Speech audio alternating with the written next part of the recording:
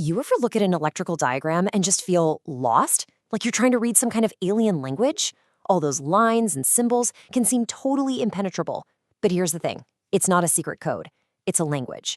And like any language, it has grammar and rules. So today, we're gonna crack that code.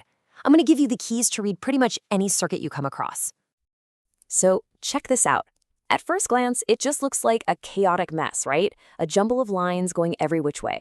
But this is actually a perfectly logical map. It's telling a story about how energy is flowing. And believe me, by the time we're done here, you are going to have the keys to unlock all of its secrets. You know, the secret to understanding any complex system, and a circuit diagram is no exception, is just learning its basic rules. For electrical circuits, it really all boils down to two golden rules that govern absolutely everything. Once you get those, all that chaos just snaps into place with this, well, elegant order.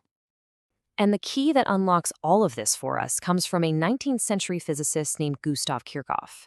He gave us two really simple but incredibly powerful laws that are the bedrock of all circuit analysis. They are our Rosetta Stone for reading these diagrams. All right, so here are the two big ones, side by side. First, you've got the junction rule. This is all about the flow of current. Think of it like traffic control at an intersection. And second, you have the loop rule. This one's all about voltage, which you can think of as the energy in the circuit. This is kind of like balancing an energy checkbook. Let's break them down one by one. So first up is the junction rule, which you'll also hear called Kirchhoff's current law, or KCL for short. This one focuses on any point in a circuit where different paths meet up. We call that spot a junction or sometimes a node. And the law itself? It's actually beautiful in its simplicity.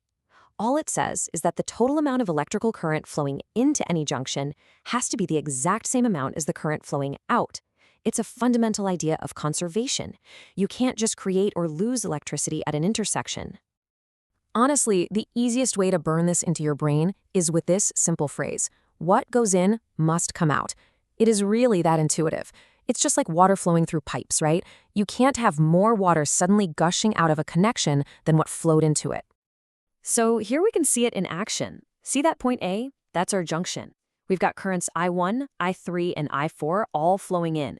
And then we have currents I2 and I5 flowing out. KCL tells us flat out that the sum of all the in currents has to equal the sum of all the out currents. It's the traffic law for electrons. Simple as that. Okay, so that's how we track the flow of traffic. But what about the energy that's actually powering it all? Well, that brings us to our second golden rule. This one is Kirchhoff's voltage law, or KVL, and it's not about the flow. It's about the energy that's driving that flow. KVL is all about energy accounting. It basically says that if you take any closed loop or path in a circuit, the total energy you gain from things like batteries has to be perfectly balanced out by the energy you lose in components like resistors. At the end of the day, the books always have to balance back to zero. The absolute best analogy for KVL is a roller coaster. Seriously, the batteries like E1 right here, they're the big lift hill at the beginning. They give you a huge boost in energy. That's a voltage gain. Then the resistors like R1 and R3, those are the drops and the loops and the turns that use up all that energy. They create a voltage drop. KVL says that by the time you complete a full circuit, like loop 1 or loop 2, and you pull back into the station, all the energy you gained on the way up has been spent on the way down. Your net change in elevation, or energy, is zero. So here's the crucial part, the real magic. These two laws aren't just neat ideas. They are our practical tools. By applying the junction rule at every single intersection and the loop rule for every single closed path, we can build a set of simple algebraic equations. And with those equations, we can solve for any unknown value anywhere in that circuit. It's amazing. Now, you could just jump in and start applying these rules, but that can lead to a lot of equations. So before they even start, engineers use this really powerful shortcut to make their lives easier. They simplify the circuit first. And this powerful technique is called equivalent resistance. The name really says it all. It's about finding a simpler equivalent for a more complex part of the circuit. Check this out. On the left, we've got two resistors, R1 and R2, and they're hooked up in a line. We call that in series. Now, for resistors in series, the math is super easy. You just add them together. So we can just replace that whole combination with one single equivalent resistor, Req. And boom, the circuit is already much, much easier to analyze. So why bother doing this? I mean, it's an extra step, right? Well, it's all about efficiency. When you simplify, you get fewer components you have to track.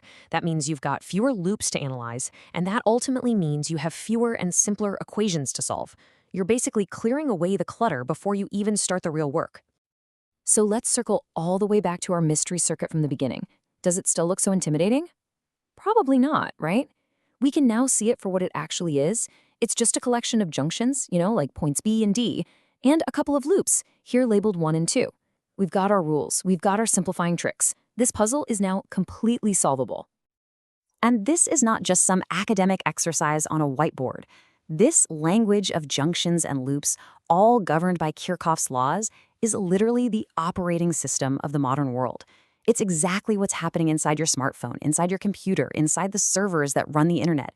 It's the invisible architecture of all of our technology. Which kind of leaves us with one last thought to chew on. If every circuit really is a language, built on a grammar that's actually pretty simple and elegant, a grammar that we can all understand, then what are the incredible stories that our devices are telling us right now in that silent, invisible flow of energy?